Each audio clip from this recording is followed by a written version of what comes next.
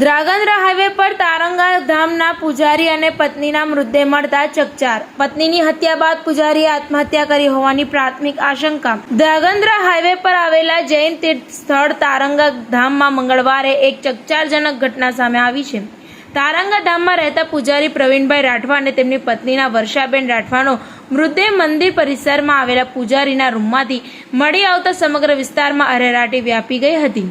પ્રાથમિક માહિતી મુજબ પૂજારીની પત્નીના માથાના ભાગે ગંભીર ઈજા પહોંચી હોવાથી તેમનું મોત થયું હોવાનું સામે આવ્યું છે, જ્યારે પૂજારીએ આત્મહત્યા કરી લીધી હોવાનું પ્રાથમિક તપાસમાં જાણવા મળ્યું છે। ઘટનાની જાણ થતાં સ્થાનિક પોલીસ કાફલો તાત્કાલિક તારંગા ધામ ખાતે દોડી ગયો હતો અને સ્થળનો કબજો મેળવી તપાસ શરૂ કરી હતી। પ્રાથમિક તારણ મુજબ પૂજારીએ બોથડ પદાર્થ વડે પત્નીની હત્યા કર્યા બાદ પોતે આત્મહત્યા કરી લીધી હોવાનું આશંકા વ્યક્ત કરવામાં આવી રહી છે। જોકે ઘટનાનું ચોક્કસ કારણ પોસ્ટમોર્ટમ રિપોર્ટ અને પોલીસ તપાસ બાદ જ સ્પષ્ટ થશે। પોલીસે બંને મૃતદેહોને પોસ્ટમોર્ટમ માટે ખસેડી આગળની કાયદેસરની કાર્યવાહી હાથ ધરી છે। ઘટનાને લઈને તારંગા ધામ સહિત સમગ્ર વિસ્તારમાં શોક અને ચકચારનો માહોલ જોવા મળી રહ્યો છે। TV18 ન્યૂઝ નેટવર્ક સાથે રિપોર્ટર દિવાન મોહદ્દીન, ધ્રાંગધ્રા।